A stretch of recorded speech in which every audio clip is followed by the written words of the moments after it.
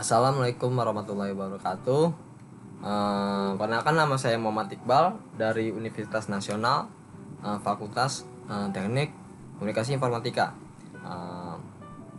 Di sini saya akan mencoba mempresentasikan UTS Teknik Simulasi dan Permodelan dari dosen pengampu Ibu Dosen Fauzia, Eskom MSSI. Oke, kita langsung saja ke pembahasannya. Lalu pada soal pertama, berikan deskripsi tentang tujuan mempelajari simulasi. B. Karakteristik sistem. C. Tujuan model dalam simulasi. Oke, di sini saya akan mencoba menjawabnya. Pertama, untuk tujuan mempelajari sistem simulasi.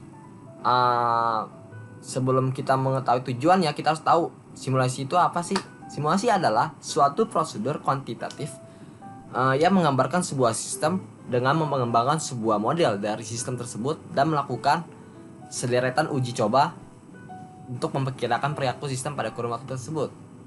Kemudian baru kita bisa mengetahui tujuan simulasi. Pertama, tujuan simulasi. Simulasi adalah satu-satunya cara untuk mendapatkan mengatasi masalah jika sistem simulasi sistem nyatanya itu sulit diamati secara langsung. Jadi bila sistemnya itu sangat sulit untuk diamati secara langsung dan membutuhkan biaya yang cukup mahal, simulasi merupakan solusi satu-satunya yang simple, murah, tanpa kita mengamati secara langsung. Kita tinggal melakukan simulasi permodelannya. Contoh seperti kita melakukan simulasi jalur penerbangan pesawat ruang angkasa atau satelit gitu. Itu kan sangat sulit dan biayanya mahal. Jadi kita melakukan simulasi. Kalau kita melakukan simulasi, baru kita melakukan uji pemodelannya, baru kita bisa implementasi. Kedua, solusi analitik. Kenapa kita pakai tujuan simulasi adalah solusi analitiknya tidak bisa dikembangkan gitu. Arena sistemnya sangat kompleks. Lalu yang ketiga, pengamatan sistem langsung yang tidak memungkinkan. Karena ya tadi sangat mahal, memakan waktu yang lama juga, dan juga kemungkinan bila kita langsung menganalisanya pada sistem yang production, kita akan merusak sistem yang sedang berjalan. Jadi kita melakukan simulasi. Lalu yang kedua, karakteristik sistem. Karakteristik sistem itu apa sih? Karakteristik sistem adalah sistem yang punya komponen-komponen pada sistem lingkungan sistem, penghubung, masukan keluaran, pengolah, dan sasaran. Untuk lebih jelasnya, kita akan masuk ke soal-soal selanjutnya, dan itu akan dibahas untuk karakteristik sistem. Lalu tujuan model. Tujuan model dalam simulasi. Model simulasi adalah model yang menggambarkan hubungan sebab dan akibat, cause and effect relationship dalam sebuah sistem pada model komputer yang mampu menggambarkan perilaku yang mungkin terjadi pada sistem nyatanya.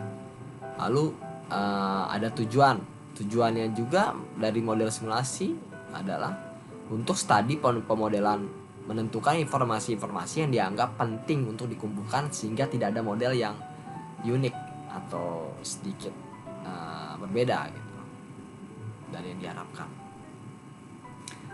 Lalu kemudian berikan penjelasan tentang bagan berikut ini. Oke, di sini kan bagan-bagan yang jelas ada langkah-langkah dalam studi simulasi secara garis besar. Mulai, lalu formulasikan masalahnya, lalu gunakan simulasi ya atau tidak, pengumpulan datanya, penulisan programnya. Jika sudah melakukan penulisan program, kita akan lanjut ke tahap verifikasi. Verifikasi udah setuju ya atau tidak. Jika tidak, kita akan cek lagi penulisan programnya. Habis itu melakukan, jika iya kita akan langsung ke tahap validasi ya atau tidak.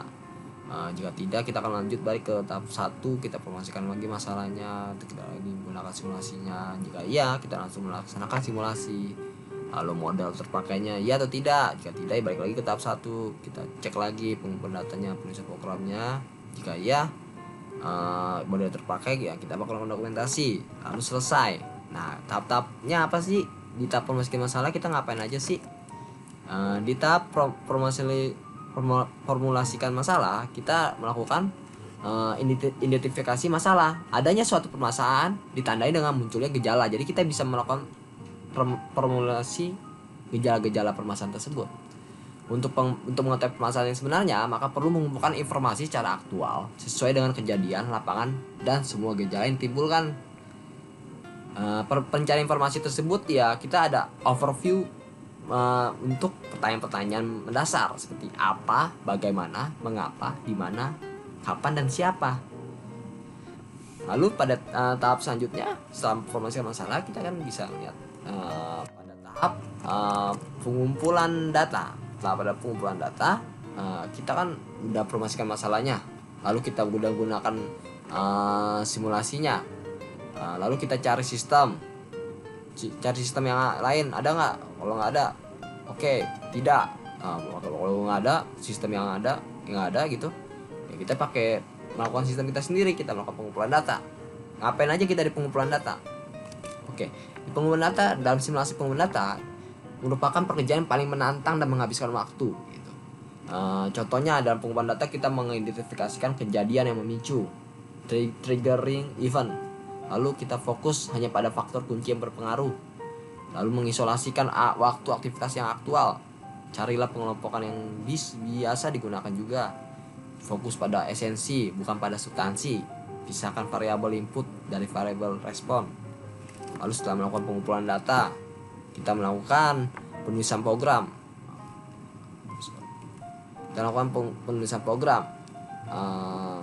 Setelah di dalam tahapan penulisan program, kita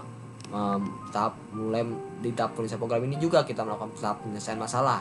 Dari masalah yang ada, dari data yang ada, kita selesaikan masalahnya, kita implementasikan, kita melakukan penulisan program.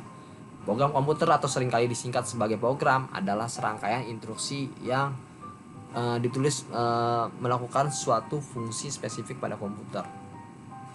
Penulisan program komputer pada dasarnya membutuhkan keberadaan program agar bisa menjalankan fungsinya sebagai komputer. Biasa hal ini dilakukan cara mengeksekusi serangkaian instruksi program pada prosesor. Nah, di tahap ini juga kita melakukan pengkodingan, di mana kode sumber tersebut pada akhirnya dikompilasi oleh utilitas menggunakan bahasa pemrograman tertentu sehingga membentuk sebuah program. Bantuan interpreter code sumber tersebut, lalu kita jalankan code itu, kita compile, lalu jadilah menjadi suatu pemrograman atau suatu aplikasi. Bila sudah melakukan penulisan program, sudah menjadi sebuah aplikasi, menjadi sebuah sistem, lalu kita verifikasi. Ini udah cek, udah cocok belum? Oh tidak, aku lakukan lagi pengecekan penulisan program. Ada yang salah nggak? Ada yang ini nggak? Cross check.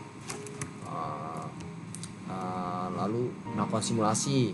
Dari verifikasi ini kita melakukan simulasi juga. Kita memeriksa penerjemahan model simulasinya melalui konseptualnya, melalui flowchartnya, melalui asumsi detailnya.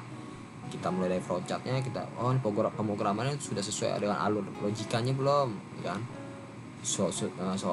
Agar programnya itu bisa berjalan dengan proper atau dengan benar, maka proses pada verifikasi ini dilakukan proses pengujian terhadap model tersebut.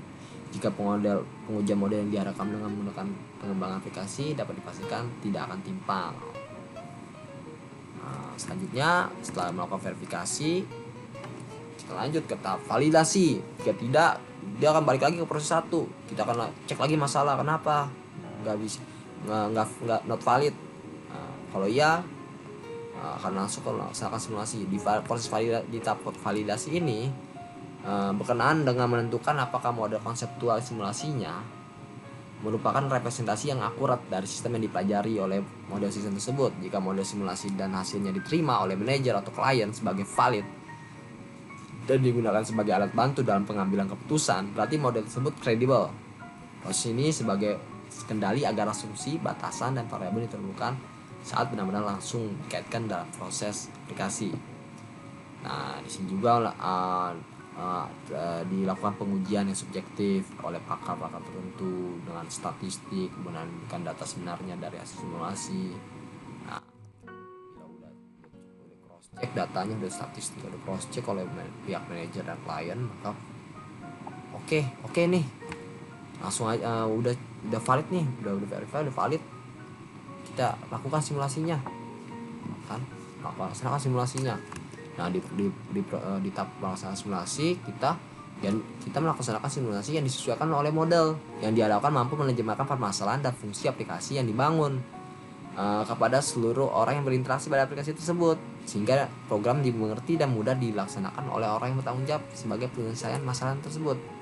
Melakukan pemodelan adalah suatu cara untuk mempelajari sistem dan model itu sendiri, dan juga bermacam-macam perbedaan perilakunya. Model merupakan contoh sederhana dari sistem yang merupakan sifat-sifat. Penyedahan inilah jadi pengembangan model adalah suatu pendekatan yang tersedia untuk mendapatkan pengetahuan yang layak akan sistem. Model berperan penting dalam mengembangkan teori karena berfungsi sebagai konsep dasar yang menata rangkaian aturan yang digunakan menggambarkan sistem tersebut. Setelah tahap melaksanakan simulasi, modelnya terpakai nggak nih? Wow, kita udah melakukan simulasi, dalam model terpakai. Kalau enggak, ya balik lagi, kita valid nggak datanya, bisa dipakai nggak? Oke, lakukan simulasi lagi. Jika model terpakai, maka fix itu akan tahap kita akan tinggal hanya melakukan dokumentasinya. Ke tahap akhir, dokumentasi yang baik diperlukan karena tidak jarang model simulasi yang dibuat akan dipakai untuk lebih dari satu aplikasi. Nah, makanya dokumentasi sangat diperlukan tuh, agar kita bisa lihat proses pembuatannya, proses validasinya, verifikasinya. Karena itu nanti bila suatu model simulasi ini akan diterapkan di aplikasi lain, valid nggak, cocok nggak. Nah, gimana kita bisa tahu itu cocok dan valid nggak? Kita kan baca dokumentasinya, dan hasil akhir studi dari simulasi perlu diimplementasikan untuk reliabilitas model simulasi yang dibangun harus tinggi agar dapat digunakan secara nyata. Oke, lalu lanjut ke soal selanjutnya. Di sini soalnya ada berikan deskripsi tentang jenis model yang digunakan dalam simulasi menggunakan komputer. Oke.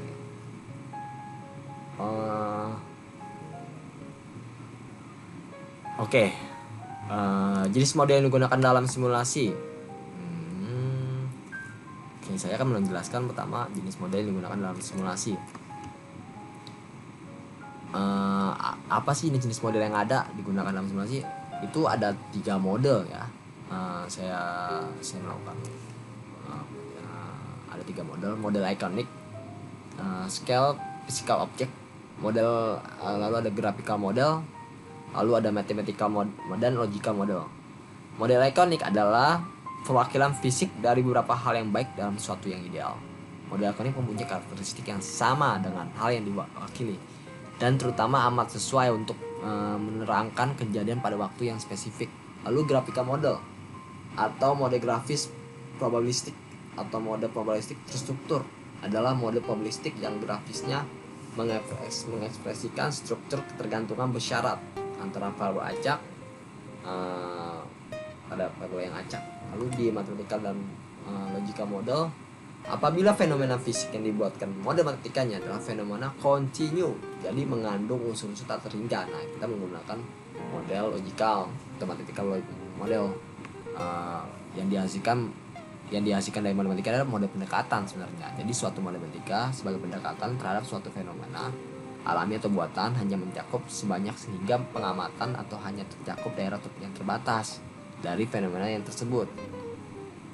Atau hanya istilahnya model matematika diskret, bersifat diskret gitu. Walaupun model tersebut masih dianggap sebagai bentuk yang sangat ideal dari mendekati fenomena fisik aslinya. Nah, model logika juga digunakan sebagai alat untuk memodelkan struktur program. Model logika adalah metode visual untuk menyampaikan sebuah ide yang menguraikan dan membagi pemahaman berkaitan antar elemen untuk mengoperasikan sebuah program atau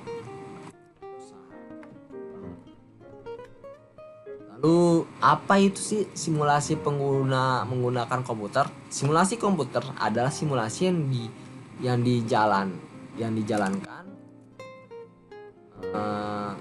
simulasi yang dijalankan oleh suatu komputer atau jaringan komputer untuk memperlihatkan sebuah perilaku dari suatu sistem. Jadi gini, dari simulasi yang sistem diwakili oleh model dari sistem tersebut yang dijalankan di komputer sehingga dapat digunakan untuk menggali pengetahuan lebih dalam dan lebih jauh dengan cara yang lebih mudah, seperti meramalkan suatu kejadian atau memperkirakan performa dari sebuah sistem yang kompleks tersebut. Lalu yang ketiga, C, verifikasi dan validasi dalam proses penelitian. Seperti yang saya udah jelaskan di langkah-langkah besar pada bagian sebelumnya, ya di verifikasi ya kita menentukan program komputer simulasi kerja sebagaimana mestinya, yaitu sama dengan mendebug program komputernya, kan. Kita juga melakukan penyimpanan modelnya dari flowchart dan asumsi menjadi program yang benar-benar berjalan. Lalu di proses validasi kita melakukan berkenaan dengan menentukan apakah model konseptual simulasi tersebut merupakan representasi yang akurat dari sistem yang dipelajari. Jika model simulasi dan hasil diterima oleh manajer klien sebagai valid, digunakan sebagai alat bantu. Proses ini sebagai kendali agar asumsi, batasan, dan variabel yang diperlukan saat proses benar-benar langsung dikaitkan dalam suatu proses di dalam aplikasi yang dibangun. Oke, selanjutnya ke soal nomor 4. Berikan deskripsi bagan berikut ini berkaitan dengan model matematika. Oke, ini model matematika seperti model matematika pada umumnya, yaitu mulai dari memecahkan real world problem, permasalahan nyata, pendekatan sistemnya, tujuan sistemnya, karakter sistemnya, lalu masuk ke sistemnya, lalu matematika model, kita melakukan pemodelan matematika, lalu analisa, validasi, kemudian melakukan pendekatan matematika model, lalu solusi problem. Oke, saya akan melanjutkan secara garis besarnya saja, mulai dari proses pemodelan matematika. Proses matematika itu apa sih? Proses pemodelan matematika adalah deskripsi lengkap mengenai suatu sistem dari perspektif tertentu atau bentuk penyederhanaan dari sebuah elemen-elemen. Oke, nah pada metodologi dasarnya dalam proses penentuan model matematika itu sering disebut sebagai pemodelan matematika dapat dilakukan dalam beberapa tahapan. Tahapan besarnya adalah gambaran besar adalah pertama menemukan masalah. Ya kan? Adanya masalah nyata yang ingin dicari solusinya merupakan awal kegiatan penyelidikan.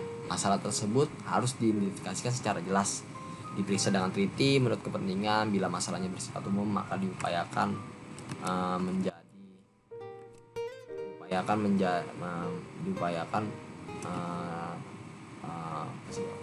satu operasional. Lalu ada karakteristik masalah diteliti, diperlukan karakteristik masalahnya atau pengertiannya, lalu formulasikan model matematika, maka makin paham akan masalah yang dihadapi, akan kokoh suatu model tersebut terhadap pendekatan model matematika.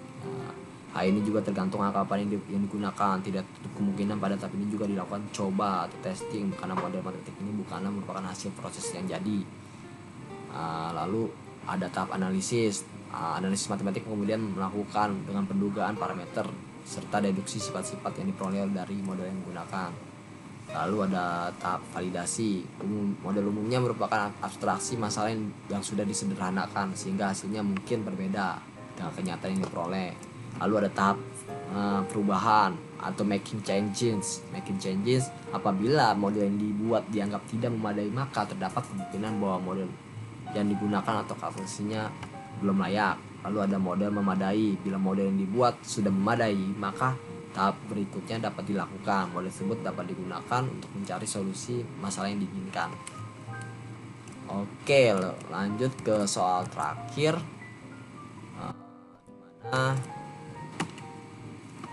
Dimana soal terakhir? Berikan pendapat tentang analisis error dalam simulasi dan pemodelan. Lalu keuntungan dan kerugian model dalam simulasi. Singkat saja, analisis error dalam simulasi pemodelan. Dalam matematika, analisis error atau analisis kesalahan adalah studi tentang jenis dan jumlah kesalahan yang tidak kepastian yang mungkin ada dalam solusi. Masa ini sangat menonjol di bidang diterapkan seperti analisis numerik dan statistik.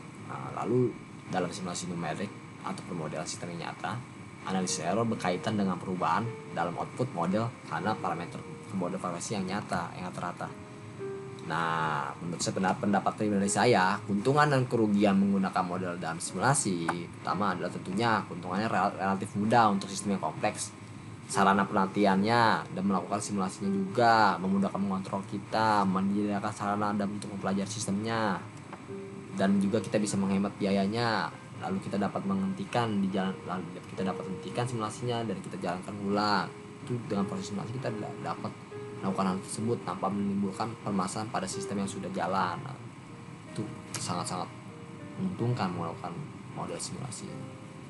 Kerugiannya tentu saja sangat sulit mencari solusi yang optimal karena kan kita melakukan pemodelan sistem solusi asumsi simulasi permasalahan tanpa kita menerapkan langsung ke permasalahan tersebut. Jadi sangat kita dengan praduga asumsi dengan data, jadi sulit untuk mencari solusi optimal. Lalu model simulasi yang baik mungkin membutuhkan proses yang tinggi. Karena apa? Karena kita melakukan research berulang-ulang sehingga model simulasi yang mana yang paling baik, yang mana yang paling optimal, itu research costnya sangat tinggi. Lalu simulasi umumnya tidak dapat digunakan untuk optimasi. Simulasi hanya dapat menentukan alternatif desain suatu sistem yang baik. Terkadang simulasi hanya digunakan untuk menentukan alternatif desain. Nah, sangat diperlukan kemampuan untuk mengembangkan model simulasi sesuai dengan masalah nyata. Jadi dibutuhkan sumber daya SDM dan SDA yang tinggi untuk melakukan solusi simulasi.